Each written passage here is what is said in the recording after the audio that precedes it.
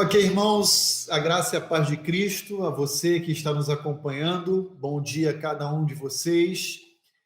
Quero iniciar o nosso tempo de escola bíblica dominical. Alguns estão ainda logando aí para entrar na nossa sala de aula virtual. Seja muito bem-vindo, cada um de vocês. Nós estamos estudando o livro de Atos e esperamos, na manhã de hoje, concluir o capítulo 2 desse livro, que demos início ao seu estudo no primeiro domingo de fevereiro. Então, nós estamos aí há quase 3 meses estudando o livro de Atos, com muita profundidade e detalhamento, e tem sido uma bênção, creio que para a sua vida também, assim como tem sido para a minha. Nosso desejo é que Deus seja honrado e que a sua igreja, a Igreja Batista Vida Nova, a Igreja de Cristo como um todo, cresça nesse conhecimento da nossa origem, da nossa identidade e do nosso surgimento. Quero orar com você e, na sequência, quero dar 2 breves recados e iniciarmos o nosso tempo de aula, tá bom? Vamos orar. Quero convidar você a fechar comigo os seus olhos e interceder ao Senhor por esse momento de aula que nós estamos dando início, tá bom? Pai, obrigado pela dádiva de podermos acordar no dia de hoje bem, com saúde, podermos, no conforto do nosso lar, ou mesmo da nossa casa, né, da nossa igreja, podermos transmitir essa aula e interagir com a tua igreja. Sabemos que isso não substitui nossos encontros presenciais, mas certamente nos ajuda muito a mantermos conectados uns com os outros e todos contigo. Pedimos que tudo aquilo que nós viermos a falar na manhã de hoje seja aprovado diante do Senhor, que o Senhor seja honrado pela exposição da tua palavra e que nas nossas vidas sejam edificadas como expressão da sua graça, da tua bondade, da tua misericórdia. Obrigado a Deus, porque o Senhor continua governando a história do seu trono, conduzindo as nossas vidas, e queremos, ó Deus, aprender em meio a todo esse momento de vida, como podemos viver a cada dia te honrando, te exaltando, testemunhando do teu amor. Enfim, Senhor, por favor, abençoe o nosso tempo que teremos juntos aqui hoje. Eu peço isso ao Senhor em nome de Cristo Jesus. Amém. Muito bem.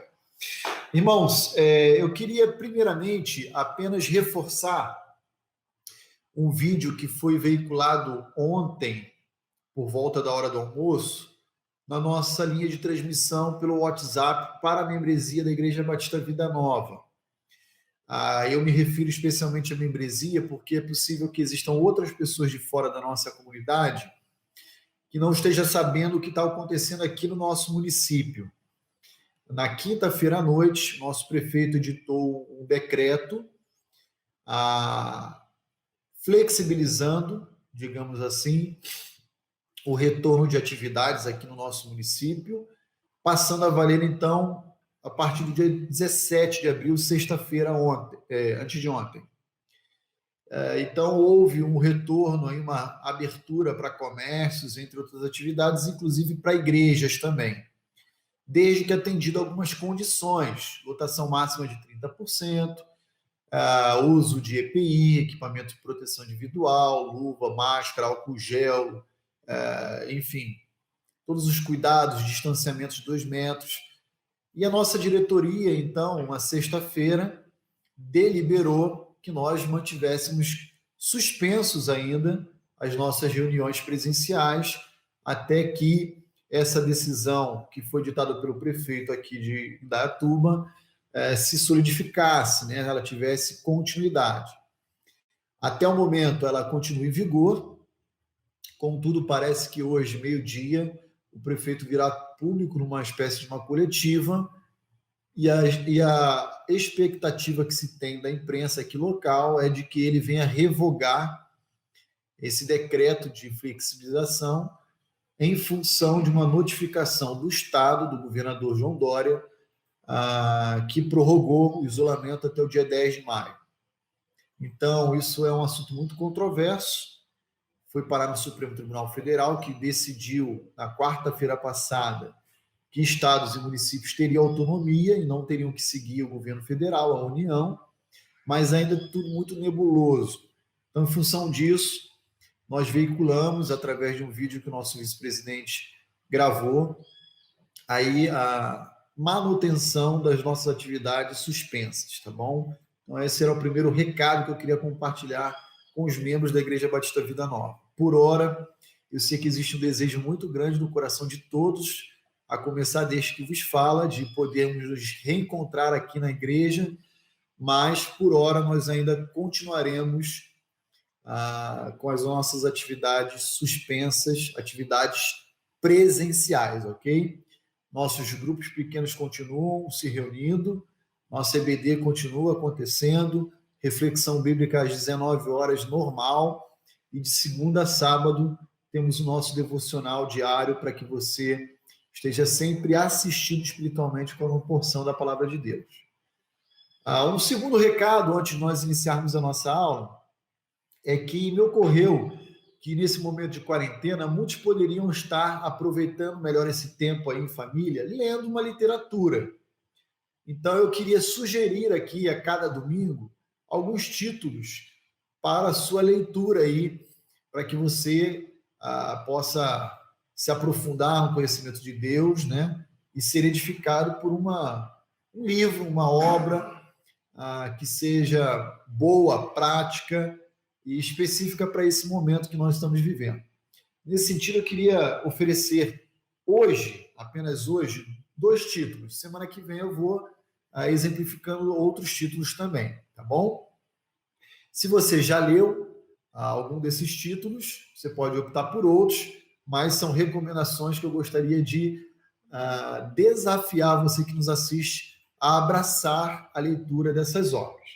Então, a primeira obra que eu queria mencionar a vocês é essa que eu tenho em mãos aqui, do falecido Dr. Jerry Bridges, intitulado Confiando em Deus, mesmo quando a vida nos golpeia, aflige e fere.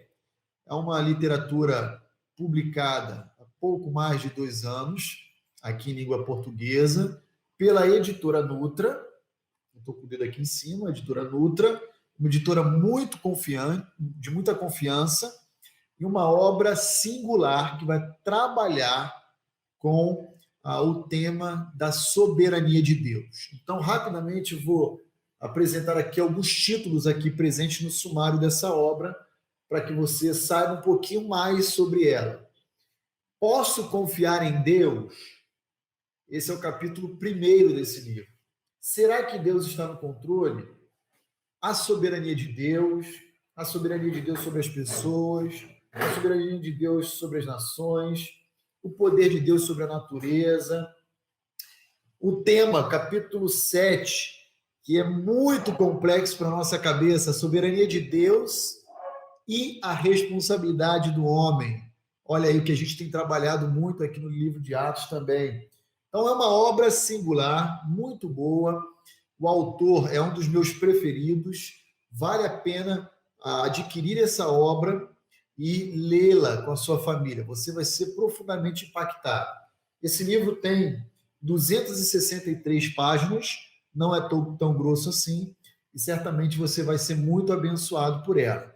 Nós temos esse livro na nossa livraria, e se houver alguém entre nós desejoso de adquirir essa obra, você pode entrar em contato comigo, com o pastor Levi, vir aqui, marcar o dia e horário aqui na igreja, para que a gente possa receber você e entregar esse título, tá bom? Estou falando isso porque o responsável pela nossa livraria é o nosso irmão Milton, a nossa irmã Isabel, mas em virtude das nossas atividades estarem suspensas, apenas eu, o pastor Levi, estamos aqui para poder receber você. Uma segunda obra, não menos importante, mas fundamental nesse momento de confinamento social, é essa que eu tenho aqui em mãos. O título desse livro chama-se O Segredo do Contentamento. É uma obra clássica, o seu autor também é muito conhecido e renomado, William Barclay, também publicado pela editora Nutra, e vai nos ajudar muito a trabalhar no nosso coração os aspectos de gratidão e contentamento, mesmo em meio a circunstâncias difíceis. Então, se você quer aprender mais sobre esse título, esse tema, não deixe de pegar essa obra. Nós também temos na nossa livraria, mas você também pode adquirir pela internet. Eu apenas incentivaria você a leitura dessas obras que certamente irão abençoar muito a sua vida, tá bom? Então você tem aqui também, a semelhança do que eu fiz com o título anterior, você tem aqui no sumário os seguintes títulos: a natureza do contentamento cristão, os perigos de um espírito descontente e murmurador, uma ameaça que nos rodeia aí meio que diariamente, a matemática do contentamento, o contentamento no anseio pelo céu, esse desejo de todo cristão, o contentamento de ser conformado à imagem de Cristo. Enfim, existem vários subtítulos dessa obra que irão abençoar significativamente a sua vida. Então, você pode, nos dias normais, não ter muita oportunidade de ler e se debruçar no estudo da palavra de Deus por causa da sua rotina. Mas agora nós temos tempo de sobra, ok? E não temos desculpa para não lermos mais, orarmos mais e assim crescermos no conhecimento do nosso Salvador Jesus Cristo. Tá bom? Então ficam esses dois títulos como sugestão e o nosso desejo é que você aproveite essa quarentena aí com muita leitura, muita oração, muita devoção e assim você possa se apropriar ainda mais dos ensinos eternos de Deus para as nossas vidas. Ok, nós vamos continuar estudando o livro de Atos hoje. Eu estou muito feliz porque eu amo o livro de Atos. Já lecionei o livro de Atos algumas oportunidades em algumas escolas teológicas por onde eu passei e nunca tive a oportunidade de lecionar esse livro com a profundidade que eu tenho tido aqui com a igreja. Porque aqui, como igreja, a gente não tem aquela pressão, aquele compromisso de chegar até determinada passagem por causa da data aí pré-definida. A gente está caminhando bem tranquilo, isso nos dá muita segurança. Hoje nós iremos analisar especificamente os versos 42 a 47 do livro de Atos. Eu quero convidar você a pegar a sua Bíblia e meditar comigo na manhã de hoje sobre esse seguinte tema: os pilares da igreja primitiva. Hoje nós iremos avaliar, nos debruçar sobre uma das passagens que eu diria ser mais proeminente no livro de Atos para a igreja, né? Há muitos cristãos olham para essas passagens aí, dos versos 42 a 47, como um paradigma, como um parâmetro de comparação, de referência para os nossos dias, e em certa medida estão corretos, em outras a gente vai avaliar que não pode ser tão normativo assim, né? Mas a gente vai trabalhar um pouquinho hoje esse conceito aí contido nos versos 42 a 47. Antes, contudo, de nós olharmos essa passagem, eu quero concluir os versos 40 e 41 de Atos 2, que eu não tive a oportunidade de abordar semana passada. Semana passada nós trabalhamos as doutrinas da graça apenas a partir do verso 39. Então, falamos aqui um pouco mais de 2 horas sobre essas doutrinas apenas no verso 39, né? Naquela expressão famosa de a salvação apenas sobre aqueles a quem Deus chamar. Hoje nós iremos começar a nossa leitura e o nosso estudo a partir do verso 40 e 41, dando uma ênfase maior para essa passagem aí dos versos 42 a 47. Então diz assim a palavra de Deus a partir do verso 40, tá bom? Com muitas outras palavras deu testemunho, aqui falando de Pedro, né? E exortava-os dizendo: salvai-vos dessa geração perversa. Então os que lhe aceitaram a palavra foram batizados, havendo um acréscimo naquele dia de quase 3.000 pessoas. E perseveravam na doutrina dos apóstolos e na comunhão, no partir do pão e nas orações. Em cada alma havia temor, e muitos prodígios e sinais eram feitos por intermédio dos apóstolos. Todos os que creram estavam juntos e tinham tudo em comum. Vendiam as suas propriedades e bens, distribuindo o produto entre todos à medida que alguém tinha necessidade. Diariamente perseveravam unânimes no templo, partiam pão de casa em casa e tomavam as suas refeições com alegria e singeleza de coração, louvando a Deus e contando com a simpatia de todo o povo. Enquanto isso, acrescentava-lhes o Senhor, dia a dia, os que iam sendo salvos. Muito bem, então, olhando para os versos 40 e 41, apenas concluindo o bloco anterior, né, que são os efeitos ou os resultados da pregação do apóstolo Pedro, ali no Pentecostes, nós temos uma atitude positiva diante da oferta de esperança. Isso está lá nos versos 40 e 41. Até o verso 36, Pedro pregou positivamente aos seus contemporâneos judeus ali, que residiam em Jerusalém. Dos versos 37 a 41, nós vamos ver o resultado dessa pregação, que não foi outra senão uma resposta positiva, uma atitude positiva diante daquele sermão pregado por Pedro.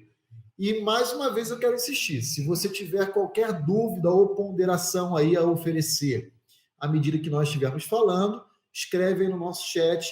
Pastor Levi e o Diego estão aqui comigo, vão me assistir e vão direcionar para nós as perguntas aí para que a gente possa interagir juntos, tá bom? Veja comigo o verso 40. Com muitas outras palavras, Pedro deu testemunho. Aqui, a primeira palavrinha que eu queria chamar a sua atenção é em relação à expressão testemunho. É muito comum que os cristãos como um todo confundam entre si o entendimento de testemunho com pregação, tá? Aqui em Atos capítulo 2, a gente vê uma distinção clara de Lucas em relação a todo o evento que ocorreu ali em Jerusalém. Pedro pregou e agora ele está testemunhando. Qual é a diferença entre uma coisa e outra? Testemunhar é você descrever ou relatar algo que você presenciou, experimentou, enquanto pregar não é outra coisa senão descrever a situação desesperadora do homem e ofertar uma boa nova, uma boa notícia em relação à esperança que Cristo nos oferece através da sua obra vicária na cruz. Então, são duas coisas distintas, que normalmente agem conjuntamente.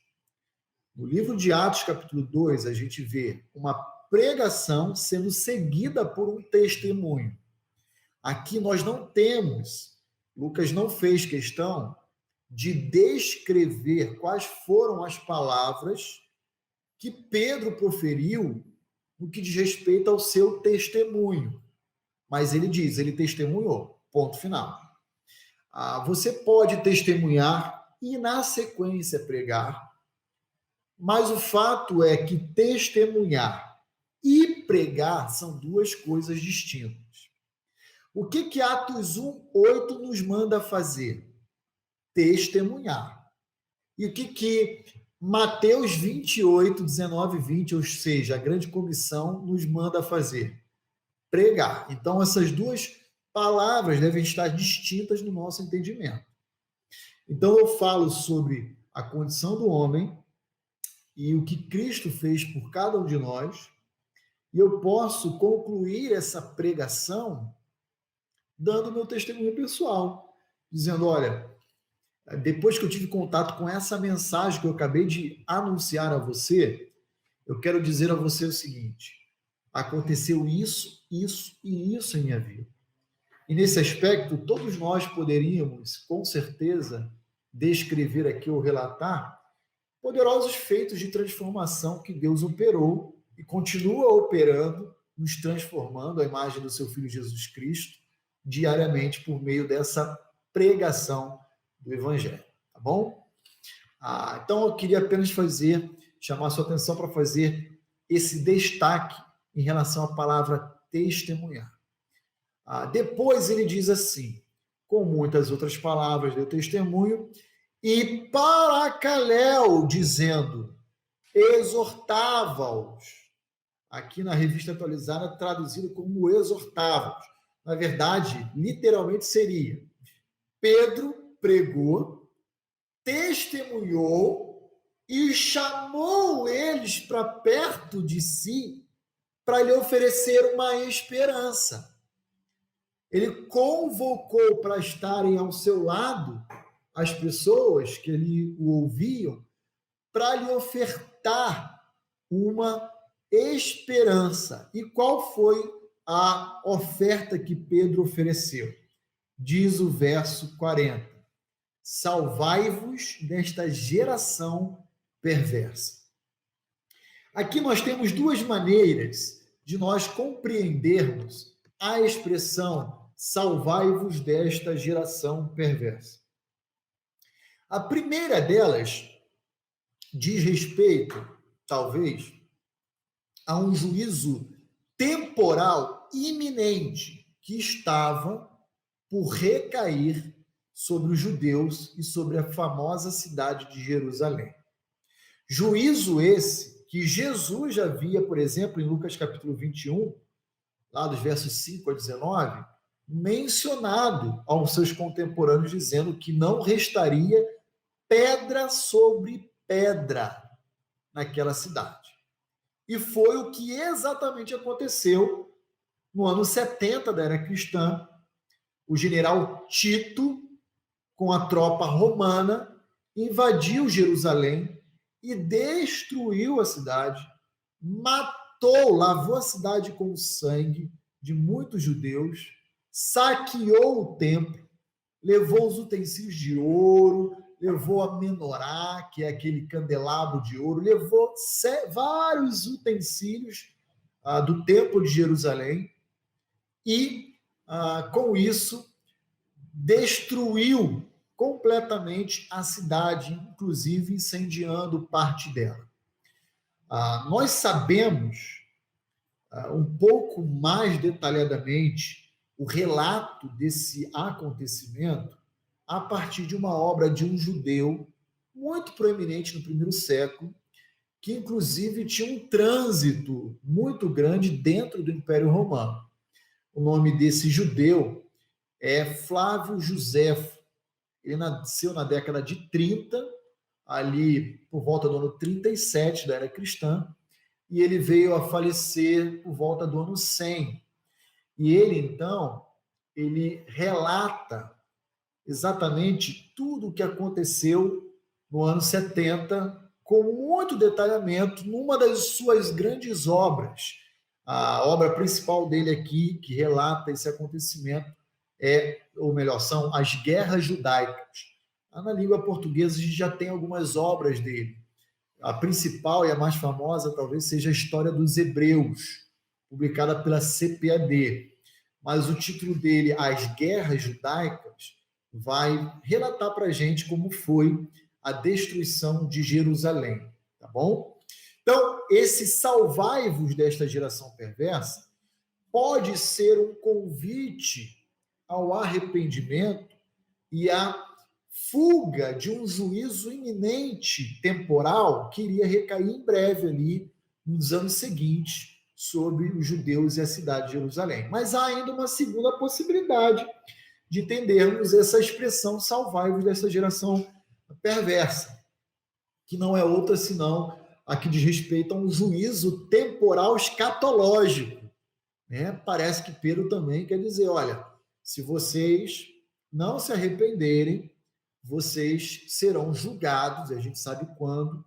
O livro de Apocalipse, capítulo 20, vai relatar para a gente, lá na segunda metade desse capítulo, o famoso julgamento do trono branco, quando todos os ímpios ressuscitarão para serem definitivamente condenados e lançados no Guiena, no lago de fogo e enxofre para todo sempre. Então, salvai-vos dessa geração também pode ter um desdobramento escatológico, dizendo, ó, se vocês não se converterem agora, vocês serão condenados, juntamente com toda essa geração atual que condenou o nosso Salvador Jesus Cristo, rejeitando sua messianidade. Tá bom?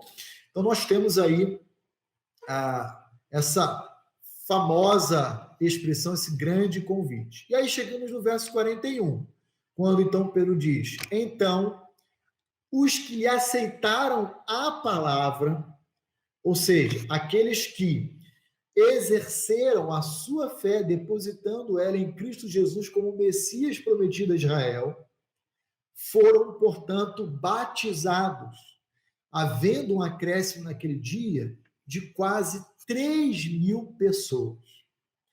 Queridos, que sermão poderoso, diria assim, né? Nós paramos no verso 41, vou retomar aqui o raciocínio do verso 41. Então, os que lhe aceitaram a palavra foram batizados, havendo um acréscimo naquele dia de quase 3.000 pessoas. O que nós podemos observar aqui no início da igreja primitiva? O batismo era um ato concomitante, sequencial à própria conversão. Hoje, o que nós fazemos é, como igreja, oferecer os passos iniciais da fé cristã, na prática do discipulado, em classes, né, de novos membros, classes de batismo, catecúmenos, dependendo da igreja onde você congrega, tem o seu nome específico. Mas não foi assim no primeiro século. No primeiro século, o indivíduo professava sua fé em Cristo Jesus e, ato sequencial, ele já era, então, mergulhado nas águas. Com isso, o que eu quero provocar aqui em termos de reflexão? Discutir o seguinte: é viável ter uma classe de batismo, uma preparação para o batismo? Sim ou não? Né? Eu sou do entendimento de que é viável, é legítimo fazer essas coisas, desde que toda a igreja tenha o conhecimento de que isso não é biblicamente necessário como condição. Tá? Então, quero deixar isso bem claro. Por que nós, então, fazemos uma classe, né? Não apenas a Igreja Batista Vida Nova, como a Denominação Batista, como outras igrejas como um todo.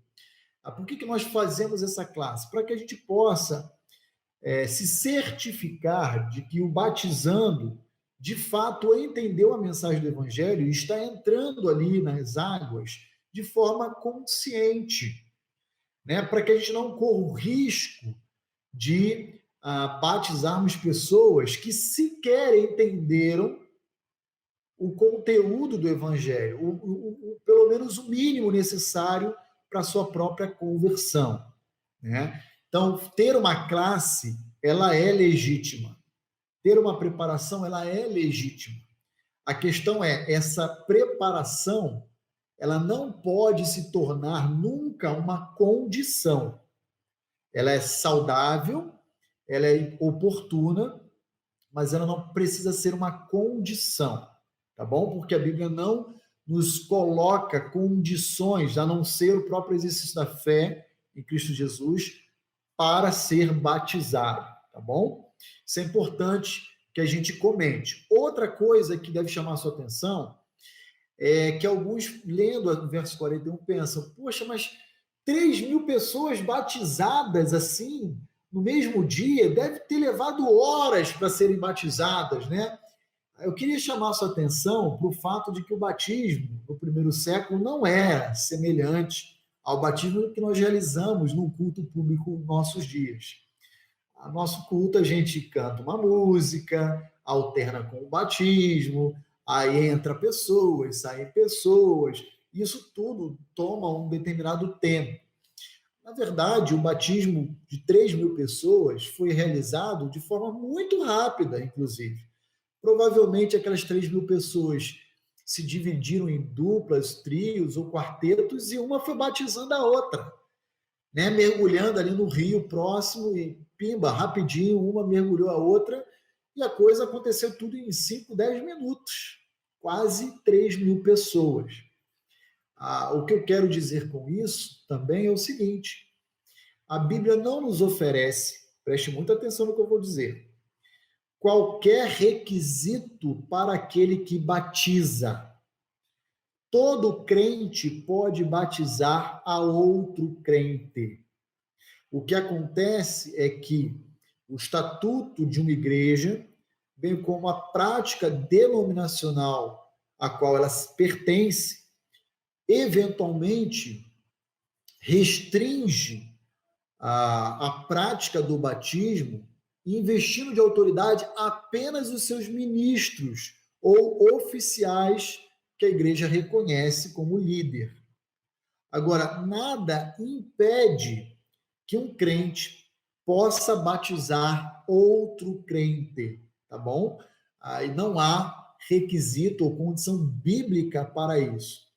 Perceba que no verso 41, não está dizendo que apenas o colégio apostólico, aqueles 12, né, com a presença de Matias, foram os que batizaram os 3.000, quase 3.000 pessoas. Não é isso. Provavelmente eles se auto-batizaram. Olharam um para o outro e falou: eu te batizo e você me batiza. E aí, em frações de minutos, todos passaram pelas águas, tá bom? Agora, por que também é um cuidado que se tem em uma igreja ou uma denominação restringir a prática batismal apenas aos seus oficiais ou ministros? Porque assim evita-se correr o risco que determinada pessoa, um crente comum, né, batize outro novo na fé e depois esse crente comum que batizou dê maus exemplos, um mau testemunho, ou mesmo venha a se desviar da fé, levando então uma reflexão daquele que foi batizado por esse indivíduo a questionar a utilidade e a validade do seu próprio batismo. Então, para evitar todo esse tipo de conflito, então, as igrejas, os estatutos como um todo, acabam restringindo a prática do batismo apenas aos oficiais da igreja. Essa é a maneira como, por exemplo, aqui na Igreja Batista Vida Nova nós fazemos, né? Os pastores batizam os novos convertidos, acompanhados, que também entram ali no momento do batismo, dos seus discipuladores, daqueles que irão continuar caminhando no discipulado, no crescimento desses que se converteram recentemente. Então é assim que aqui nós funcionamos. Mas pastor Rolim quer dizer uma coisa muito clara para a Igreja Batista Vida Nova. Isso é apenas um cuidado que nós temos. Nada impede com que um crente batize a outro crente. Até porque a Bíblia, eu não vou entrar nesse ponto, porque nós teríamos que trabalhar uma aula inteira sobre esse assunto, mas a Bíblia nos ensina claramente, e esse foi um dos tópicos que Lutero utilizou lá na Reforma 1517 na Alemanha, e que poucos lembram, é que existe uma doutrina bíblica chamada sacerdócio universal dos crentes. E nesse sentido, todo e qualquer crente tem total capacidade de realizar tanto o batismo quanto ministrar também a ceia do Senhor. Mas isso fica para um outro momento, senão a gente não consegue nunca acabar o livro de Atos, tá bom? Espero que eu esteja me fazendo claro, compreendido e não mal interpretado por qualquer um dos meus irmãos, tá bom?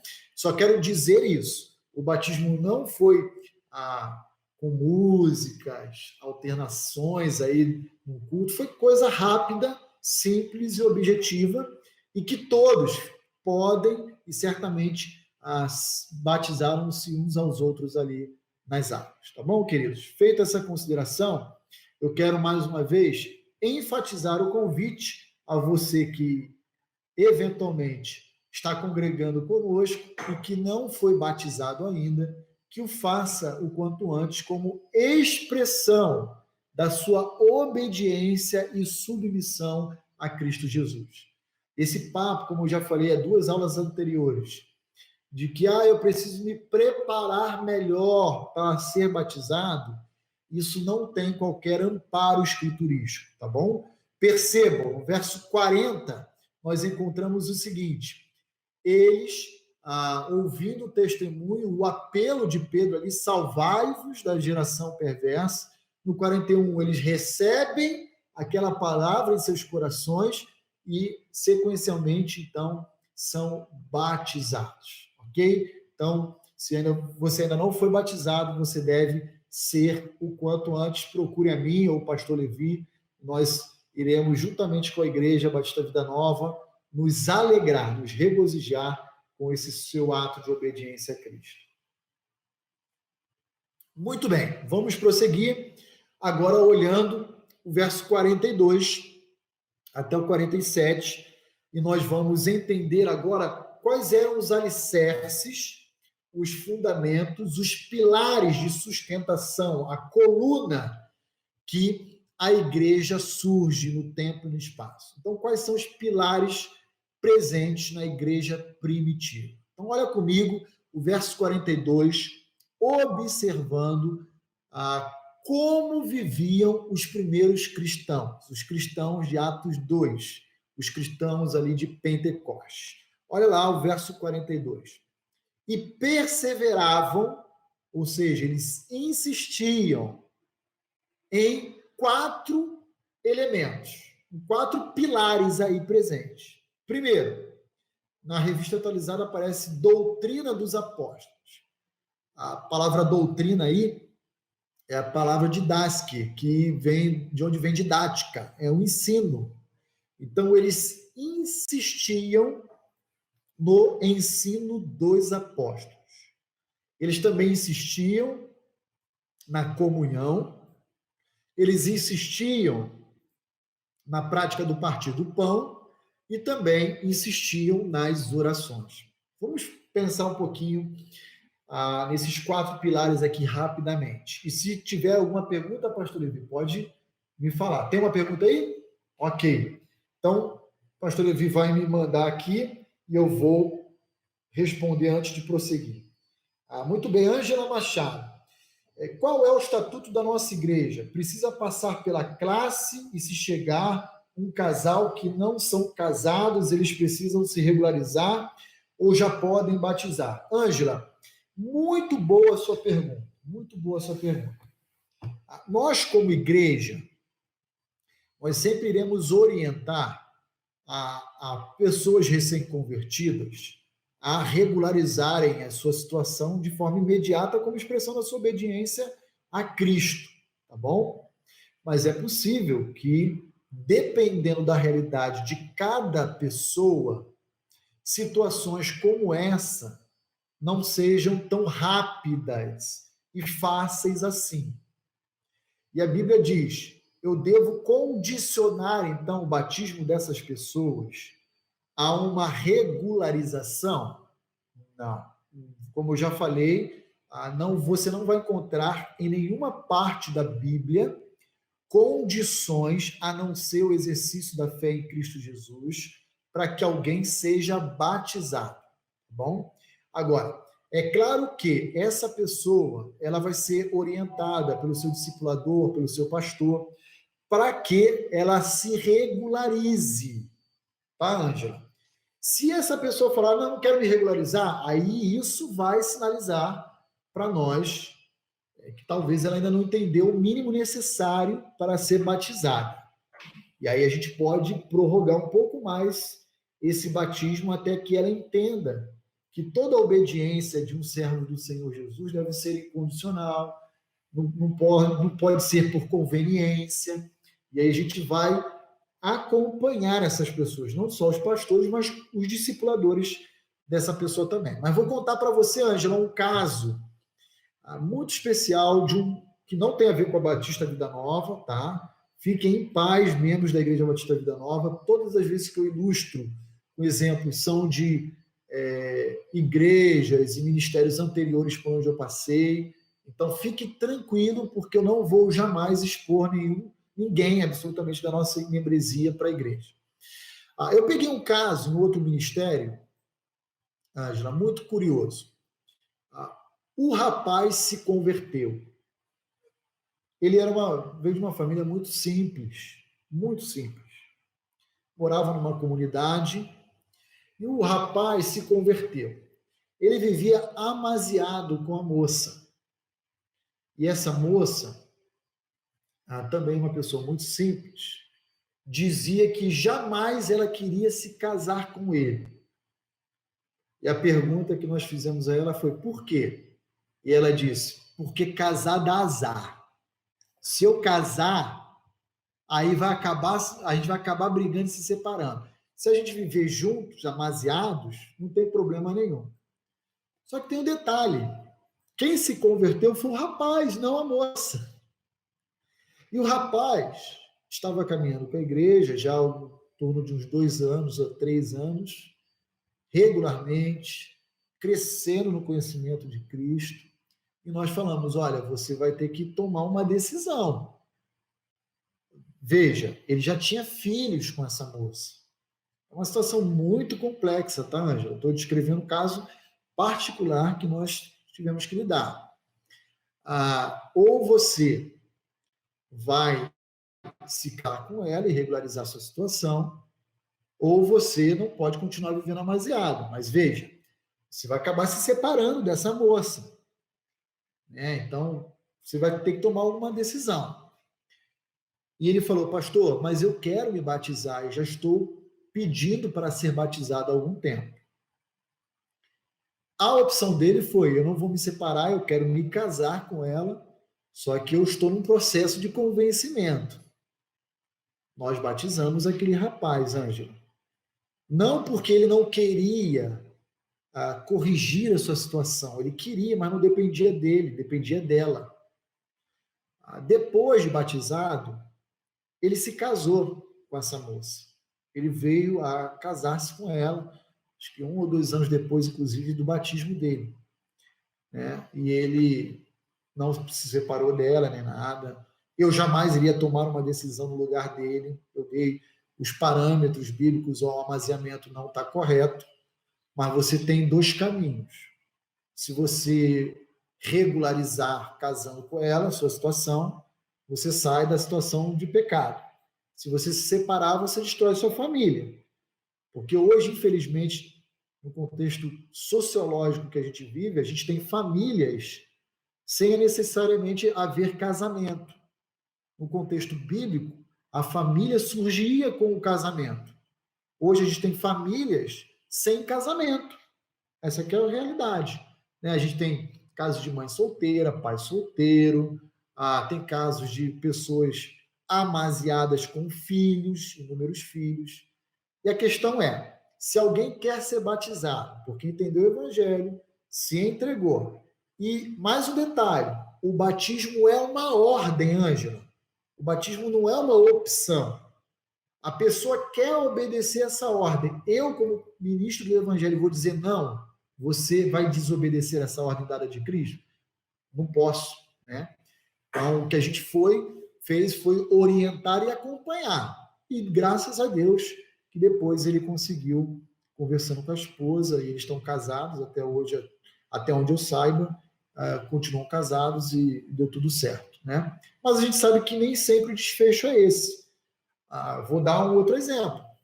Se essa pessoa não quisesse casar-se com o seu marido, né? Como é que seria? É uma situação que a gente teria que ponderar. A meu ver, particularmente, penso eu que eu não posso condicionar o batismo a uma situação que independe dessa pessoa que se converteu, que depende do cônjuge, né? Depende de outras circunstâncias aí.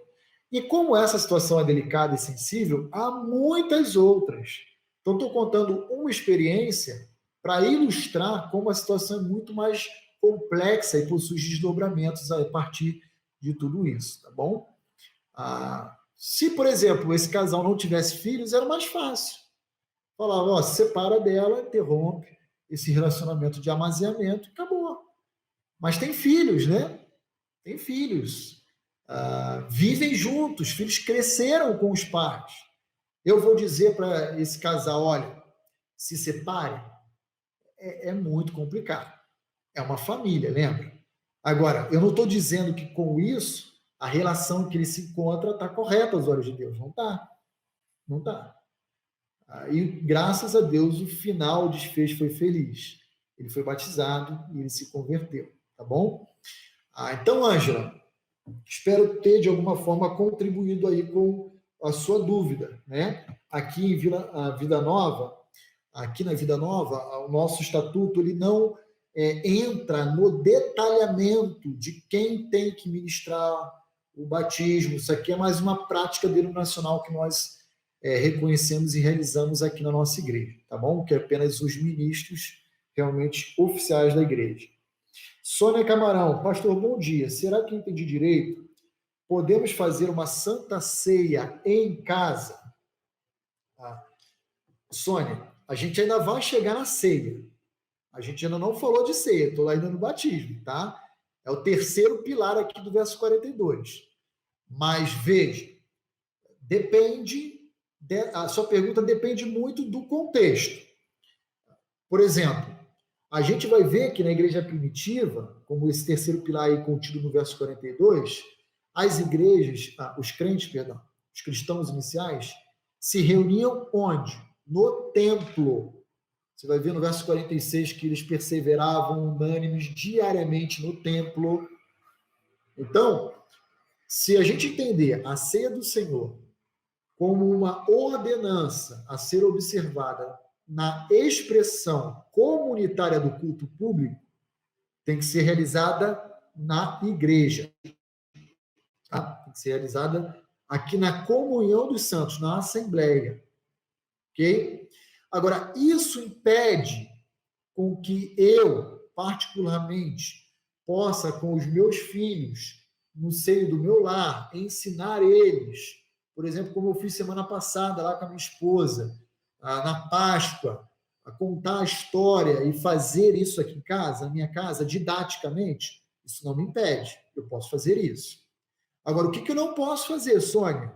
Substituir a minha prática, o meu lar com os meus filhos, pela celebração comunitária na igreja. Isso eu não posso.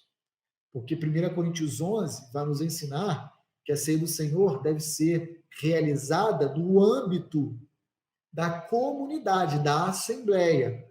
Como é que a gente sabe disso? Porque em 1 Coríntios 11 Paulo vai dizer, se ajuntar, se reunir, está sempre falando da assembleia dos santos, da comunidade dos crentes.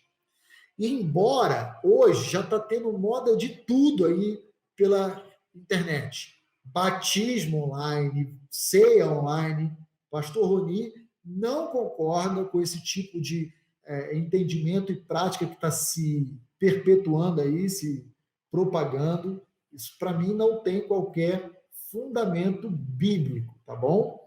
Então, repetindo a resposta à sua pergunta, Sônia, eu posso realizar a ceia do Senhor na minha casa? Eu posso. Mas qual é o ambiente em que eu devo celebrar a ceia do Senhor? O comunitário, o da igreja local. Tá bom? Eu não posso, fazendo uso de algumas oportunidades no meu lar, querer substituir isso com a celebração comunitária.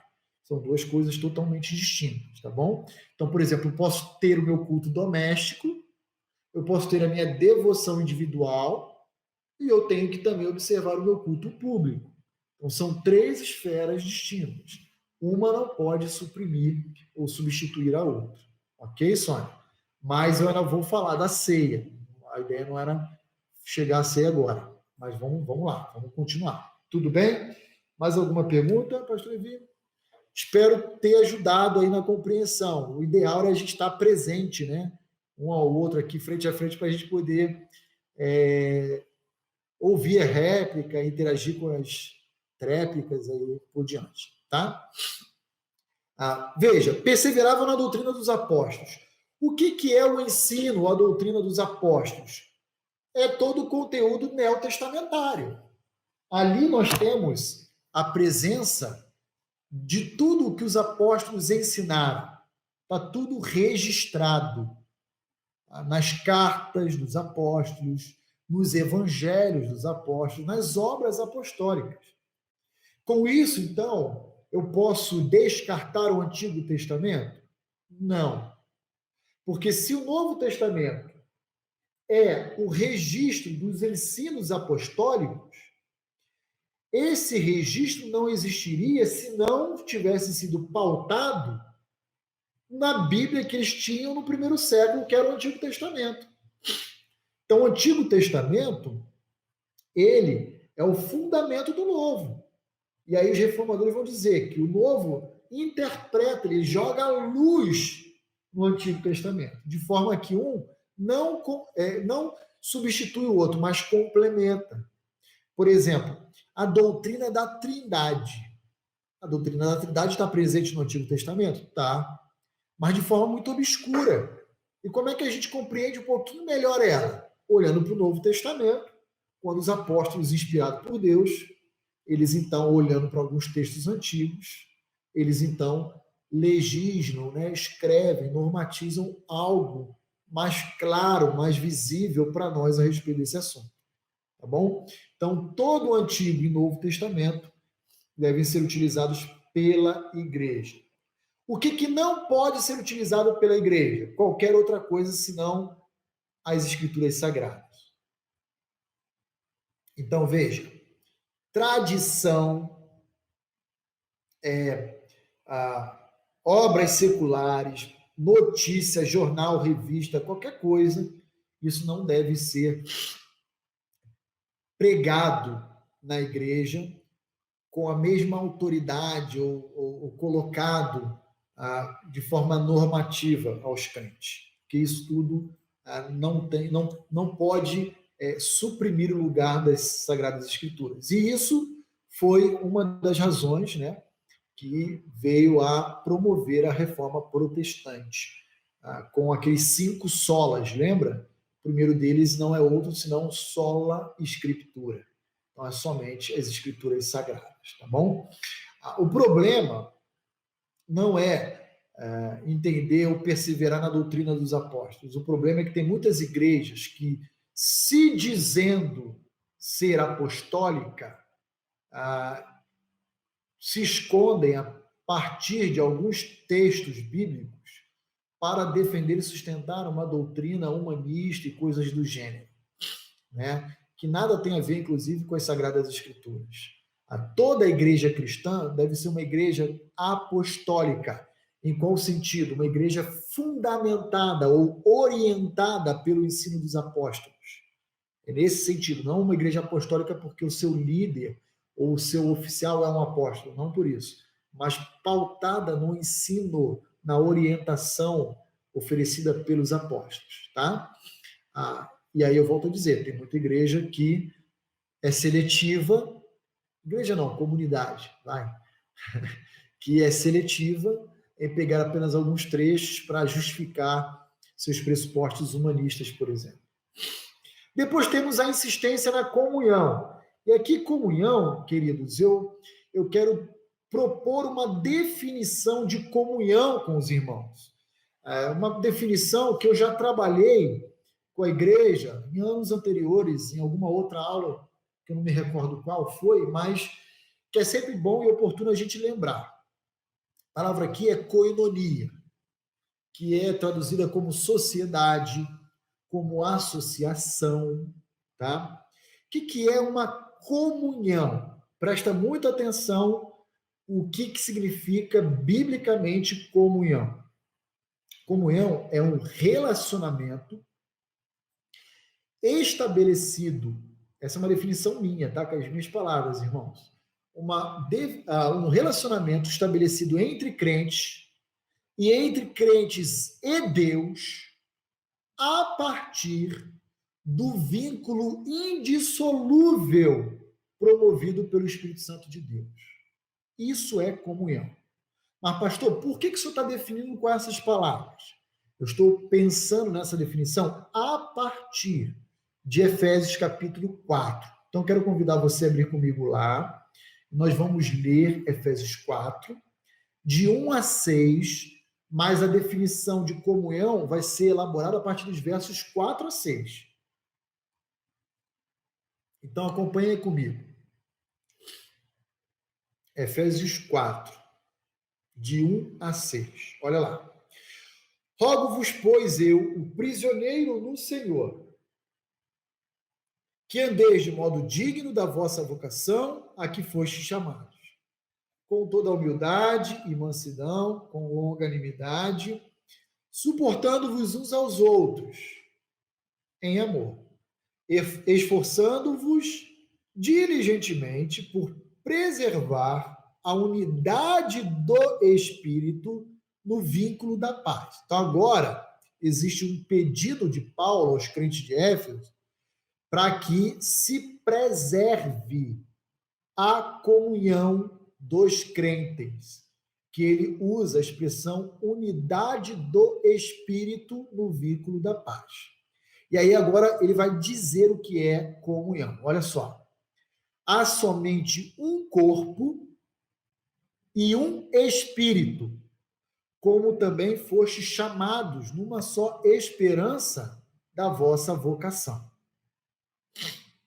Há um só Senhor, uma só fé, um só batismo, um só Deus e Pai de todos, o qual é sobre todos, age por meio de todos e está em todos.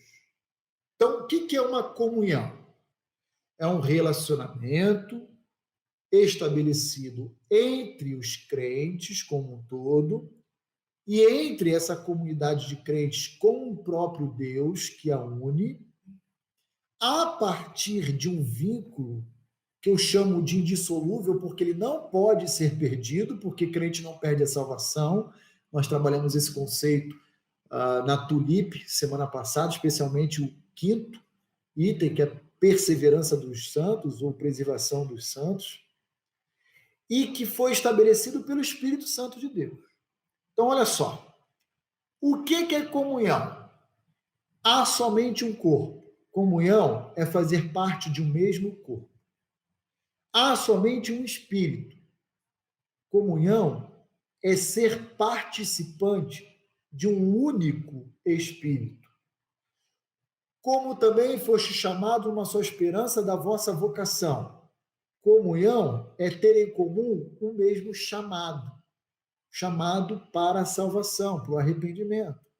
Há um só Senhor. Comunhão só desfruta aqueles que possuem o mesmo Senhor. Uma só fé, a fé salvadora, genuína em Cristo Jesus, como Senhor e Salvador da sua vida. Um só batismo. Veja, é o batismo que Mateus 3:11 chama batismo do Espírito Santo, porque o batismo que é pelo fogo é o próprio do ímpio, né? Aquele que vai ser recaído no julgamento final sobre ele. Um só Deus e Pai de todos. Ou seja, se é Pai de todos, nós somos o quê? Irmãos.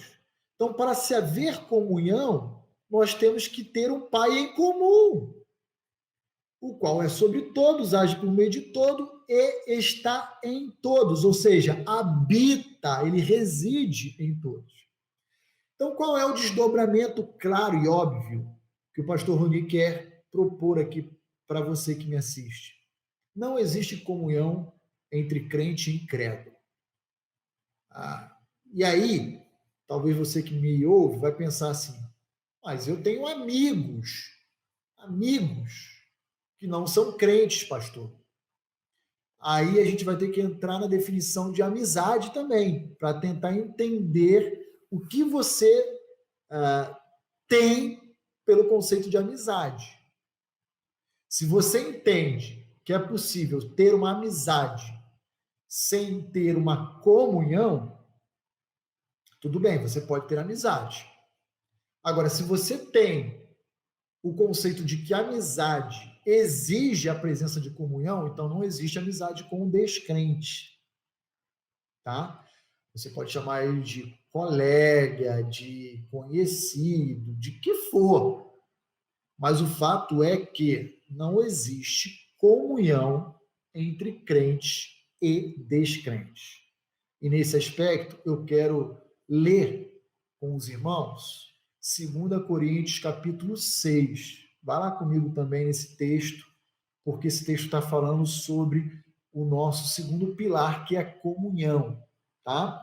Então, abra lá comigo e veja os versos 14 a 18, que diz o seguinte: não vos ponhais em julgo desigual com os incrédulos. Paulo está escrevendo a crentes da igreja de Corinto, dizendo, olha, estabelecer uma comunhão com o incrédulo é colocar sobre si próprio um jugo. Sabe o que é o jugo?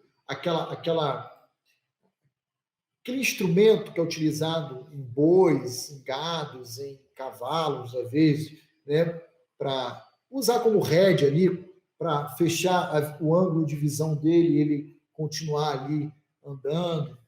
Então, a ideia é essa. Todo crente que se relaciona visando estabelecer uma comunhão com o descrente está colocando sobre si próprio um jugo desigual. Porquanto, que sociedade pode haver entre a justiça e a iniquidade? Sociedade aqui, associação, né, comunhão. Ou que comunhão da luz com as trevas? Paulo está usando paralelismo, né? Luz, trevas, crentes, incrédulos, justiça, iniquidade. Agora, no verso 15, Cristo e o maligno. Que harmonia entre Cristo e o maligno? Crente, incrédulo. 16, que ligação há entre o santuário de Deus e os ídolos? Então, Paulo sempre está no paralelismo, estabelecendo um contraste entre esses dois grupos.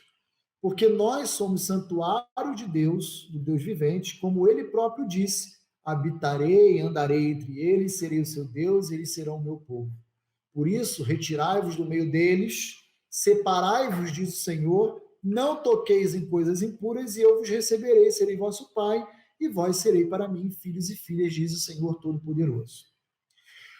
Diante de uma palavra tão enfática, à luz de Efésios 4 e de 2 Coríntios capítulo 6, não existe qualquer possibilidade de crente ter comunhão com descrente. E as implicações de tudo isso são óbvias, tá? São lógicas. Então, um rapaz ou uma moça jamais deve se relacionar com um rapaz ou uma moça não crente. Nossa, pastor, o senhor é xiita, o senhor é fundamentalista? Não, é o texto apostólico. Se nós somos uma igreja apostólica, ou seja, orientada pelo ensino dos apóstolos, fundamentada nessas verdades, nós temos que observar o conteúdo que o apóstolo Paulo está nos dizendo. Senão aí vira bagunça, vira o seletivo. Eu pego a parte da Bíblia que me interessa e aquelas outras partes que não me interessam. Se alguém é casado hoje com alguém que não é crente, fique em paz, descanse na graça de Deus. Essa graça que superabunda a cada dia sobre a nossa vida. Mas se você não é crente e quer se casar um dia, você deve se casar com alguém que seja crente. Tem que ser crente batista? Não. Se é crente, é crente. Seja presbiteriano, congregacional, metodista, assembleano, é crente. Agora, é claro que você não pode ignorar a realidade de que, se você se relacionar com alguém de uma outra denominação, você pode ter algumas divergências de cunho doutrinário com essa pessoa, mas não inviabiliza o seu casamento, o seu relacionamento como um todo com esse tipo de pessoa. Diante disso, para eu concluir o tema comunhão e começar a olhar as perguntas, qual deve então ser o relacionamento de um crente com o ímpio? Não é outro senão Mateus 5,16. Você lembra do Sermão do Monte? Jesus diz que nós somos sal da terra e luz do mundo, e lá no verso 16 Jesus vai dar um desafio para nós. Vai dizer, assim, brilhe também a vossa luz diante dos homens, para que vejam as boas obras e glorifiquem a vosso Pai que está nos céus. Então, nosso relacionamento da igreja com ímpios deve ser um relacionamento de influência do Evangelho. Nós devemos influenciar e não sermos influenciados. Nós devemos alcançar e abençoar com oferta de esperança as trevas, né? O mundo jaz em trevas. E não o contrário. O problema é que a igreja, os crentes, né, têm recebido mais influência do que ofertado essas influências aí fora, tá bom? Então agora eu vou dar uma olhadinha aqui nas perguntas que chegaram para ver se eu consigo ajudar cada um de vocês nas suas considerações. Fernanda Máscara. Pastor, eu não posso ir tomar um café na padaria com meus colegas de trabalho? Veja, eu não estou dizendo isso, tá, Fernanda? Você pode tomar um café na padaria com seu colega de trabalho, sim. Claro, você pode. Estou falando que tomar um café com um colega de trabalho não é comunhão. É isso que eu estou querendo dizer, tá? É um relacionamento que deve, orientado por Mateus 5,16, ser usado para brilhar a luz de Cristo através da sua pessoa, ajudando esse colega de trabalho que não conhece a Cristo a conhecer e glorificar a Deus. A gente tem que aproveitar as oportunidades como um todo, para influenciar com o Evangelho. Então, você pode tomar um café com o seu colega de trabalho. Se for esse colega de trabalho um crente em Cristo, você vai perceber que a qualidade do tempo que vocês vão ter juntos, à mesa numa padaria, será infinitamente maior. Por quê? Porque vocês têm o mesmo Espírito, porque vocês têm o mesmo Deus, porque vocês têm a mesma fé, os mesmos valores, como diz Efésios capítulo 4. Ok? Então você pode, não é pecado, tá? Agora, querer desenvolver um relacionamento com uma qualidade igual ou superior a que você deve ter com seus irmãos em Cristo, aí já é um problema, aí é pecado. É totalmente diferente e eu espero estar sendo compreendido aí. Amanda, pastor, se a maioria da minha família não é crente, é correto eu conviver muito mais com meus irmãos em Cristo do que com a própria família? Porque eu ouço muito isso. Isso é um dilema, Amanda, isso é um dilema. A família nos une por um laço sanguíneo, biológico, que não tem como separar, né? Eu diria também que é indissolúvel aqui nessa vida, nessa realidade, né? Por exemplo, um filho que tem um pai não crente, ele nunca vai deixar de ser filho. E ele sempre vai ter um relacionamento, um elo de ligação, porque o pai não é crente, mas é pai, né? Ou o marido com uma esposa, ou uma mãe com um filho, e assim por diante, um irmão com uma irmã, um primo com um primo, enfim, né? Eu não diria, Amanda, a sua pergunta é se é correto eu desenvolver uma relação maior com os meus irmãos em Cristo do que com a própria família. Eu não diria que a questão aqui tem a ver com certo ou errado. Eu diria para você pensar como aproveitar as oportunidades com esses familiares, esses parentes não crentes, para influenciá-los com o Evangelho de Cristo. Eu conheço muitas famílias, Amanda, por exemplo, que a esposa é crente e o marido não. Aí, chega domingo, a esposa vai para a igreja, só um exemplo, tá? Ela passa a manhã inteira, chega em casa 1h30 da tarde. Não deixou comida pronta, não ajudou na casa, tá bagunçada, tal. Aí o marido, que não é crente e por isso não tem obrigação nenhuma de se submeter a almoço 3 horas da tarde de domingo, coisas do gênero, fica muito bravo com a esposa. E, de fato, é uma falta de sabedoria dessa esposa. Por quê? Porque ela poderia estar mais sensível ao seu marido e ajudá-lo, né? Ou sair mais cedo. Sai 11 horas, 11h30, prepara o almoço, 12h30 já está pronto. Então, a gente tem que aproveitar bem essas oportunidades para que a gente também não venha, por meio da comunhão da igreja e dos relacionamentos com os seus irmãos em Cristo, a afastar ou levantar um muro de blindagem dessas pessoas que ainda não conhecem a Cristo. Então a gente tem que usar de prudência, de sensibilidade, Amanda, para ver se a gente consegue ganhar a simpatia dessas pessoas. Você vai perceber lá no verso 47, né, que a igreja primitiva contou com a simpatia das pessoas de fora dela. Então a gente precisa também, né, ser prudente, olhar direitinho. Então não diria que é uma relação de certo ou errado, Amanda, em se tratando de família. Eu diria o seguinte: aproveite as oportunidades, mantenha a sua comunhão, sem negligenciar os seus familiares que não conhecem a Cristo e as demandas que eles oferecem a você no seu relacionamento com eles, tá bom? Então seria a minha resposta. Danilo, pastor, nesse momento de isolamento social, podemos dizer que a comunhão da igreja permanece intacta? Pois, conforme Efésios 4, ainda temos um só Senhor, batismo, Espírito, corpo, etc. Sim, Danilo, a comunhão permanece intacta, mas a sua expressão não. A forma da gente perceber essa comunhão sendo desenvolvida, sendo manifestada, aí não, aí está afetada. Em alguma medida, com certeza. Porque uma coisa é quando eu tenho a possibilidade de repente, falar: Danilo, eu quero orar com você, posso tomar um café aí no Parque Mall, como a gente já fez algumas vezes, né? E bater um papo? E aí você desce ali, a gente toma um café, ora junto, passa uma manhã gostosa conversando, falando da Bíblia. Isso é uma bênção, isso é comunhão. Agora, eu pego, como eu tenho feito, às vezes contigo também, te ligo, ou te mando um zap, é uma qualidade menor, né?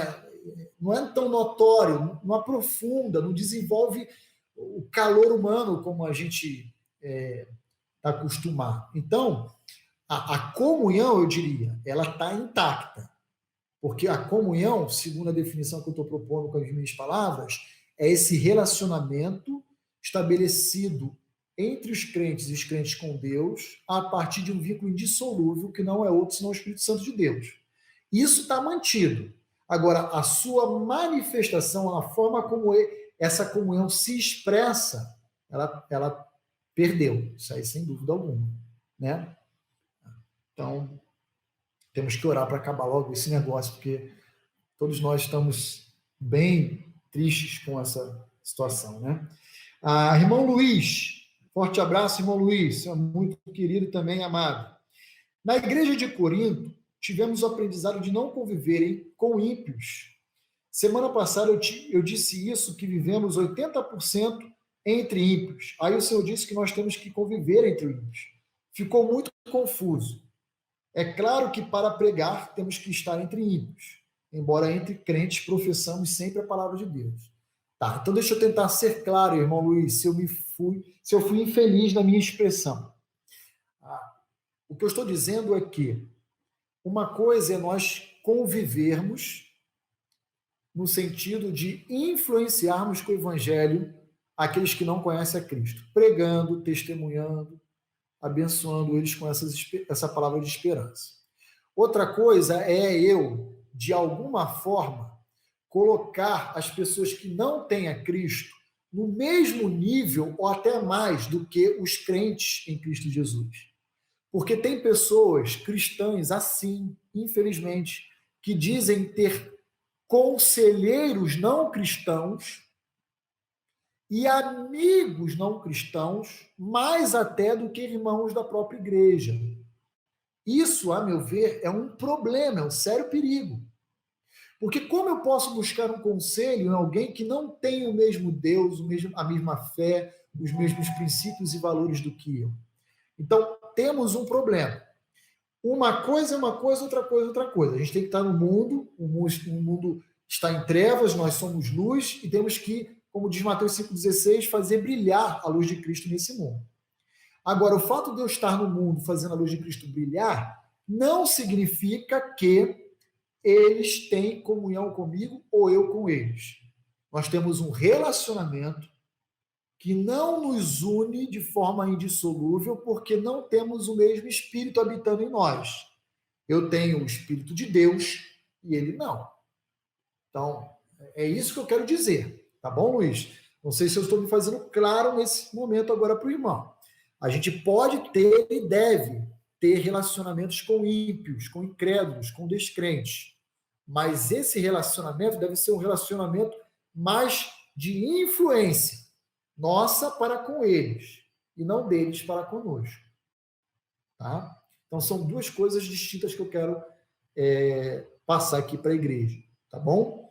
Então, bem, irmãos, eu não sei se eu estou sendo claro em tudo que eu estou falando. Eu espero que sim. Tá? E se ficar com alguma dúvida, depois pega o vídeo de novo, dá uma olhadinha nesse minuto 52 aqui e tal, vai lá e tenta ouvir de novo o que o pastor Rony está tentando falar para não termos confusão, ok? Muito bem, muito bem. Feitas essas ponderações, então nós vamos prosseguir, né? Só antes de nós irmos para o terceiro pilar, que é o partir do pão, eu queria dar uma palavra, especialmente aos pais de jovens e adolescentes. E também a cada um deles, é claro. Não cogitem em nenhuma, absolutamente nenhuma circunstância, qualquer tipo de relacionamento com incrédulo. Não cogitem. Pais, não autorizem seus filhos a isso. Não autorizem. Eu já tive oportunidades em vários momentos de ter que dizer, inclusive, termine esse namoro. E se eu tiver que fazer isso, eu vou fazer todas as vezes que tiver que ser feito. Porque eu não posso abrir mão do ensino dos apóstolos, a questão de ser político, para ser bem aceito, ou coisas do gênero, tá bom? Então entenda que não é o pastor Rony que é uma pessoa dura. Não é o pastor Rony. É a palavra de Deus que exige de nós um posicionamento. E nesse sentido a gente vai ficar com a palavra de Deus e não com o coração do homem. Pastor, ela é tão linda. Ele é tão bonzinho, só falta ser crente. E ele topa até vir à igreja. Cara, falta tudo. Falta tudo. Falta tudo. Topa vir à igreja? Então manda ele vir para a igreja. Mas não namora com ele. Deixa ele vir à igreja. Quantas vezes for necessário, pregue para ele lá fora. Né? Peça aí o auxílio do pastor Levi, que é o pastor da juventude. Caminhe com essa pessoa. E se ele se converter? Se ele se converter, existe a possibilidade de você começar um relacionamento com ele. Também não é uma relação necessária. Né? Então, pare com a ideia de qualquer namoro evangelístico ou missionário. Ok? Isso não é bíblico. Ok, feita essa consideração, acho que eu fui claro. E nós vamos para o terceiro pilar aí, que é a expressão partir do pão, que a Sônia já deu uma antecipada para nós. Eles também perseveravam no partir do pão. O que é o partir do pão? Veja, até o verso 41 nós falamos do batismo, que é uma das ordenanças. Agora estamos falando do partir do pão, que é a segunda ordenança. E o que é uma ordenança? Ordenança é um sinal. É um sinal que revela ou expressa a salvação daqueles que a observam. Tá? Nós chamamos de ordenança. Igrejas de natureza reformada chamam de sacramento. Mas tem uma distinção entre uma coisa e outra, porque o sacramento ele é utilizado na teologia reformada como uma espécie de meio de graça. Deus vai abençoar com uma bênção especial aqueles que participam ou celebram esses atos, né? Nós aqui vamos usar sempre a expressão ordenança, porque nós não vemos uma benção necessariamente especial para esses atos. Nós vemos que esses atos são expressões de bênçãos de Deus na nossa vida, ok? Então, um ato que ocorre uma única vez, que é o batismo, e a ceia do Senhor, que é o partir do pão. Como nós sabemos, a igreja primitiva, ela não se reunia nos nossos moldes como a gente tem hoje, templos, né? Ela teve a sua origem em Jerusalém e começou a se reunir no templo de Jerusalém, onde havia a presença do judaísmo, não do cristianismo. Mas a igreja mesmo sendo judaica, começa nos lares, começa nas casas. E essa ideia de templo só vai passar a existir na história no quarto século, com a conversão de Constantino. É quando Constantino se converte que agora, para ele poder participar das celebrações cristãs, ele precisa ter um espaço específico reservado para receber o imperador. Né? Então aí passa a ter templos. Né? O que existiam? Sinagogas, casas amplas, maiores, onde reuniam uma parcela da igreja, e outras casas vizinhas também estavam tendo ao mesmo tempo reuniões de culto, de celebração. Então, aqueles cultos, embora não ocorressem, Sônia, especialmente agora para a Sônia, em um tempo, nos nossos moldes hoje, ele não se dava apenas no seio da sua família. Eles se davam nas reuniões públicas de celebração de culto deles, que eram abertas a outras famílias cristãs, que se reuniam na mesma casa, igual um grupo pequeno, né? Porque não havia um lugar específico, assim, né? Com o templo de Jerusalém, a partir do ano 70, destruído, acabou essa reunião comunitária maior. Agora começaram a ter várias reuniõezinhas menores, né? E a igreja foi crescendo, se multiplicando nesse modelo aí. Então, partir do pão é, em outras palavras, a observância das ordenanças de Cristo. Nós precisamos celebrar a ceia todo domingo? Não. Mas nós precisamos celebrar a ceia? Sim. Então, cada igreja, cada comunidade pode definir uma regularidade de observância. Aqui na Vida Nova, nós fazemos sempre aos primeiros domingos de cada mês. Então, todo mês nós celebramos a ceia. Os outros 3 domingos, não. Né? E o batismo, a gente celebra à medida em que vão surgindo aí novos convertidos e vai tendo essa demanda, tá bom? Agora, vejam, por que a igreja ela celebrava a ceia do Senhor, ou a Eucaristia, né? Como também é chamado. Abra lá comigo em Mateus 26 e veja comigo os versos 26 a 30 de Mateus 26. Olha só que interessante. Diz assim Mateus 26, de 26 a 30. Enquanto comiam, isso aqui era na quinta-feira à noite, que para nós já era sexta-feira. Perdão, para os judeus já era sexta-feira, mas para nós é quinta-feira à noite. Por quê? Das 18 horas da quinta-feira até as 18 horas da sexta-feira, já é sexta-feira no calendário judaico. Tá? O dia começa para eles a partir das 18 horas. Então, quinta-feira à noite, por exemplo, por volta das 22 horas, para eles já é sexta-feira. E aqui já é a última ceia, comemorando a Páscoa de Cristo, a última do seu ministério terreno. Enquanto comiam, tomou Jesus um pão e, abençoando-o, partiu e deu aos seus discípulos, dizendo: Tomai, comei, isto é o meu corpo. A seguir, tomou um cálice e, tendo dado graças, o deu aos discípulos, dizendo: Bebei deles todos, porque isto é o meu sangue, o sangue da nova aliança, derramado em favor de muitos para a remissão de pecados. Esse, inclusive, foi um texto que nós comentamos semana passada, quando pensamos na expiação limitada e não na ilimitada, porque o sangue foi derramado em favor de muitos e não de todos.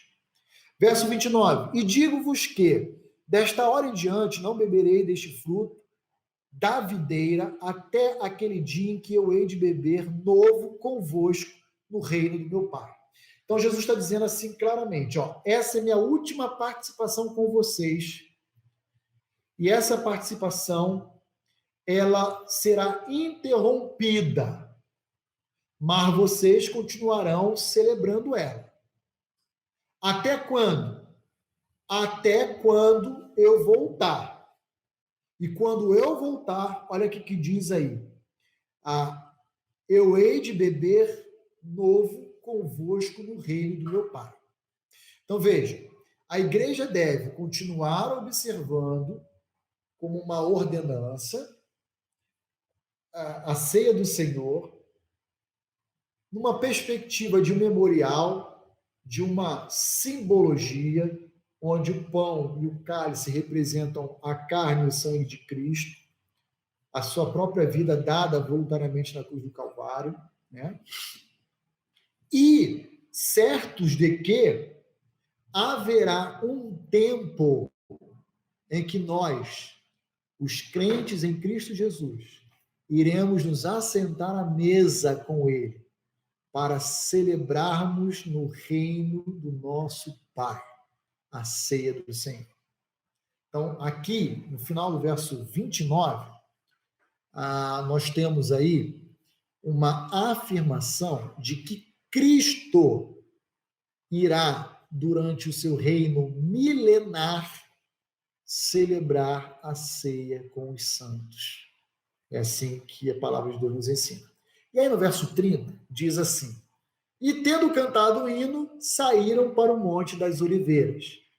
Aqui encontra o fundamento do que nós fazemos nos nossos cultos públicos quando eu termino a celebração da ceia, ou o pastor Levi, nós dizemos: a maneira como os discípulos fizeram, nós também iremos reproduzir na nossa celebração de culto. Quero convidar a igreja a cantar comigo mais uma canção, e aí nós caminhamos para o final do culto, sempre celebrando uma música, uma adoração, após o momento da ceia do Senhor, contido aí no verso 30 de Mateus 26, tá bom? Então, a ceia do Senhor, ela será celebrada pela igreja até que ele venha. 1 Coríntios 11, 26. Essa celebração é uma celebração que a igreja hoje realiza como um instrumento proclamativo. Quando nós fazemos isso hoje, na ausência física de Cristo, nós estamos, como diz 1 Coríntios 11, 26, anunciando a morte de Cristo. E depois que Jesus voltar para estabelecer o seu reino milenar, nós iremos celebrar a ceia com uma conotação de perfeita comunhão com Ele durante o reino de seu Pai, seu reino milenar, tá bom? Então vai mudar bastante o sentido, o significado de tudo isso aí, tá bom? E por último, mas não menos importante, oração. Olha aí comigo. E perseveravam na doutrina dos apóstolos, na comunhão, no partir do pão e nas orações. Aqui eu queria dizer para os irmãos o seguinte: eu prometo que eu não vou terminar depois das 11 horas, como a gente tem terminado nos domingos anteriores, não, tá bom, irmãos? Eu vou respeitar o horário hoje pontualmente. A oração é mais um pilar da vida da Igreja de Cristo Jesus. Infelizmente, nós, eu me incluo nisso também, nós praticamos muito pouco a oração. Nós ouvimos de Deus os seus ensinos, os seus valores, quando lemos as Escrituras Sagradas. Deus fala conosco. E, normalmente, nós falamos com Deus quando nos é conveniente. Essa é que é a verdade. Quando nós queremos pedir a Deus alguma coisa. Quando nós estamos muito felizes, bem, aí então nem se fala.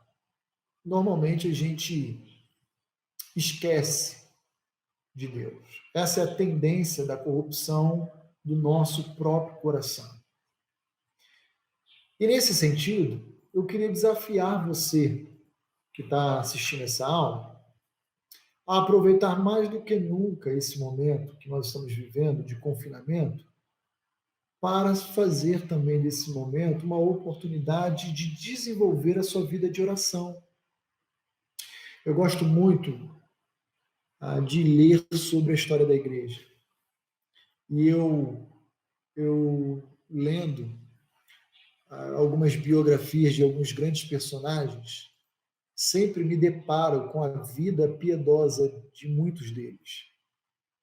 Lutero, dizem os biógrafos, costumava orar, em média, 2 horas por dia, algo em torno disso, 1h30, 2 horas por dia. Não sabemos ao certo se era 1h30, 2 horas direto, seguido, ou se ele fazia momentos ao longo do dia de oração que totalizava esse tempo. Mas o fato é que é o seguinte, os biógrafos dizem que quando Lutero ia debater algum tema controverso da teologia, então ele dizia para os seus conselheiros que ele precisava de mais tempo para orar. O que nos chama a atenção? Quando nós temos mais afazeres, são os dias que nós menos oramos. E aí vem Lutero e diz, quando eu tenho mais afazeres, é quando eu mais preciso de oração. E dizem os biógrafos que ele, então, dedicava algo em torno de 4 horas por dia orando ao Senhor. Irmãos, precisamos orar mais. Eu e você precisamos orar mais. Uma igreja saudável, uma igreja que ora, uma igreja que se debruça na comunhão com Deus. E lembrem-se que Cristo Jesus, sendo Deus, sempre priorizou no seu ministério tempos de oração. Essa é uma das nossas disciplinas espirituais que nós não podemos falhar. Interessante quando a gente estuda o tema oração na Bíblia. Davi, quando ele ia guerrear contra os amonitas, os filisteus, e ele orava, Deus dizia, vai porque eu vou te dar vitória. Ele vencia. Só que Davi se acostumou com tantas vitórias que houve momentos em que ele sequer consultou a Deus por meio da oração. E adivinha o que acontecia quando isso ocorria? Ele perdia a batalha. Houve um episódio muito triste na história de Israel, que foi o momento em que Davi, instigado por Satanás, ele foi orientado a fazer um recenseamento do exército de Israel, meio que numa forma de se auto-engrandecer, se auto-promover. E Deus, então, o condenou por não ter-no consultado e dizimou com uma peste uma parcela daquela nação, daquele exército. Nós precisamos orar. Como é triste a gente ver cultos de orações em diferentes igrejas vazias. Como é triste a gente fazer uma vigília de oração e ver igrejas vazias. Olha, eu quero dizer uma coisa para a Igreja Batista Vida Nova que me enche o coração de alegria. Graças à bondade de Deus e à fidelidade dos irmãos, desde que eu cheguei ao ministério dessa igreja em 2016, todas as vigílias de oração que nós realizamos, e nós tínhamos uma agora em abril que tivemos que cancelar, nós tivemos um número expressivo de participação. Louvado seja Deus por isso. Mas eu penso que nosso número pode ser ainda maior. Por exemplo, veja, nesse exato momento, olhando aqui no meu YouTube, eu tenho 63 pessoas nos assistindo. Pelo menos parece 64. Parece que estão online aí conosco. Uma igreja bíblica, saudável, fundamentada no ensino dos apóstolos deveria ser uma igreja que estivesse em sua totalidade, nesse momento, desejosa de estar aprendendo da palavra dele. Com isso, não estou dizendo que a Igreja Batista Vida Nova não esteja envolvida, porque desses 63, 64 que estão aqui online, você pode multiplicar por 2, 3, às vezes até 4. Né? E isso pode estar tendo uma representação, eu diria, uns 80% da membresia da igreja. Ou um pouco menos, ou um pouco mais, não sei. Mas o fato é, e cadê aqueles porcentos que ainda não estão aqui conosco? O que estão fazendo? É esse o desafio que o livro de Atos nos oferece. Nós precisamos olhar para como a igreja surgiu no tempo e na história, e a partir, então, do seu modelo, buscarmos nos aproximarmos cada vez mais com ele. São 10h45, eu vou encerrar o nosso tempo aqui hoje, apenas no verso 42, e a gente vai continuar com a parte 2, parte 3, aí dos pilares da igreja primitiva. Tá? Eu quero apenas encerrar a nossa aula aqui hoje, lendo com os irmãos uma passagem de um documento que eu tenho aqui em mãos, você encontra na internet, já está traduzido para a língua portuguesa, chama Epístola a Diogneto. O que é esse documento? É um documento que foi redigido por um indivíduo pagão, que nós não sabemos quem é de fato, porque só foi encontrado nessa carta aqui apenas alguns fragmentos dela, e não retrata para nós a sua autoria. Mas essa carta foi escrita, tudo indica, reconstruindo o conteúdo dela, que foi escrita no sentido de oferecer um relatório ao imperador romano, provavelmente imperador Adriano, aí no iniciozinho do século II, por volta do ano 110, 112. E esse que redigiu essa carta, como relatório da igreja cristã primitiva, ele não tinha qualquer conhecimento de quem esse grupo era, esse novo grupo era. Então ele, como um conselheiro do imperador, disse: deixa eu me ausentar aqui do Império de Roma, viajar por partes do Império, para tentar conhecer um pouco mais e estudar esse grupo, e lhe trazer um relatório para tentar entender se esse grupo é uma espécie de ameaça ou não para o imperador. E olha que interessante. Olha que interessante. Ele elaborou um relatório. Eu quero ler uma parte desse relatório dele com você que me ouve. Com você que me ouve. Que diz o seguinte: os cristãos não se distinguem do resto da humanidade pela pátria, pela língua ou pelos costumes. Mas apesar deles viverem tanto na Grécia como em outras cidades e de seguirem os costumes locais, seja na alimentação, no vestuário ou nos outros aspectos da vida, eles exibem uma maravilhosa e sinceramente estranha cidadania própria. Olha que interessante. Um ímpio pagão escrevendo a respeito da igreja do início do 2º século, dizendo tudo isso a respeito daqueles cristãos. E ele continuou dizendo assim: eles vivem em seus países natais, mas são como viajantes. Eles dividem todas as coisas como cidadãos e sofrem tudo como estrangeiros. Cada país estrangeiro é a sua pátria, e cada pátria para eles é um país estrangeiro.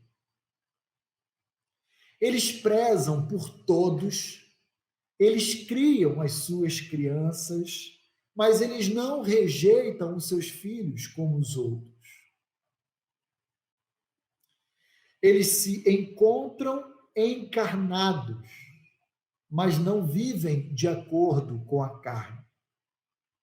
Eles oferecem uma mesa comum, mas não uma cama em comum. Um repúdio direto à imoralidade praticada no Império Romano. Eles passam o seu tempo sobre a terra, mas eles são cidadãos dos céus.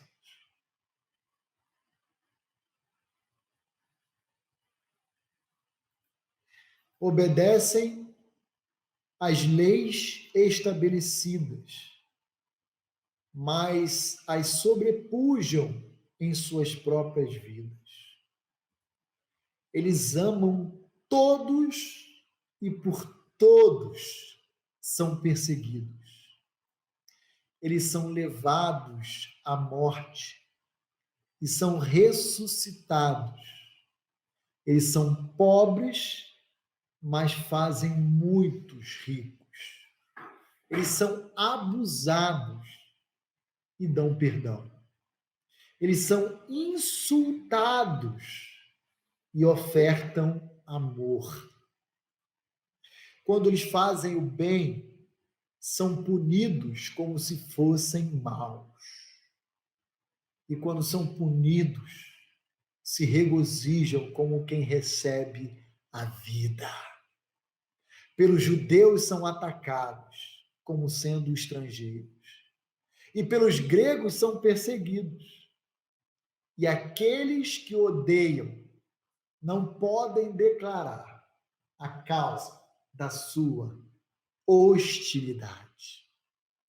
Irmãos, eu estou compartilhando apenas uma breve passagem de um documento histórico datado no início do segundo século, por volta do ano 110, 112 da era cristã, que é um documento muito antigo para nós e muito próximo para a realidade da igreja primitiva, talvez 70, 80 anos de existência da igreja na face da terra.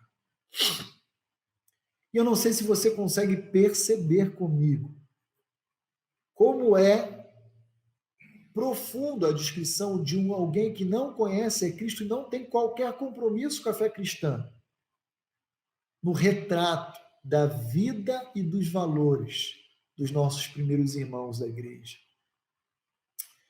Sabe qual é a conclusão? A história não nega. Por volta do ano 100 da era cristã, havia uma população de cerca de 75 milhões de habitantes dentro do Império. 75 milhões de habitantes dentro do Império Romano. E sabe qual é o número que por volta do ano 100 da era cristã existia de crentes? Crente genuíno, verdadeiro. Não é esse crente meia boca que a gente tem hoje, não.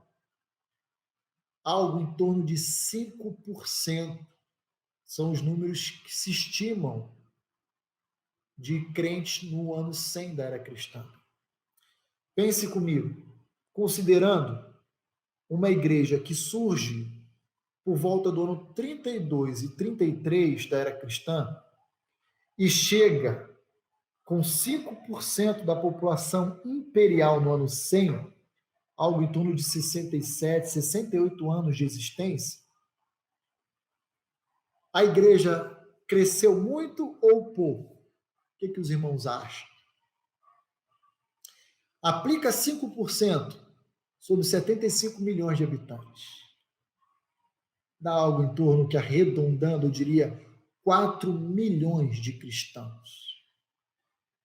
Em 67, 68 anos de existência da igreja. Eu não estou falando de judaísmo, estou falando de cristianismo. E agora, 4 milhões em 67, 68 anos. É um número bom ou um número baixo? A pergunta que eu quero fazer a você é o seguinte, encerrando o nosso tempo. O que te faz pensar que hoje nós não poderíamos promover o mesmo impacto a nível global com o Evangelho de Cristo? O Deus a que servimos é o mesmo, ontem, hoje e sempre. E o Espírito de Deus continua habitando em nós, nos capacitando para toda boa obra. Diante disso, meu desafio a você é fazer uma avaliação da sua vida cristã e da sua igreja. Para aí, pensa, na hora do almoço, depois do almoço, após o término da CBD, será que eu tenho sido a igreja primitiva, orientada pelo ensino dos apóstolos apenas, somente, orientada pela observação das ordenanças, pela comunhão dos santos e também pela vida de oração ou não? E nós vamos continuar no próximo domingo, ainda observando alguns outros pilares que a igreja cristã primitiva se apoiava para que ela pudesse desenvolver e espalhar o Evangelho de Cristo. Amém? Pastor Levi, temos alguma pergunta, alguma consideração que queiram colocar aqui? Ok, chegou aqui para mim. E aí a gente vai responder e orar, encerrando o nosso tempo juntos hoje.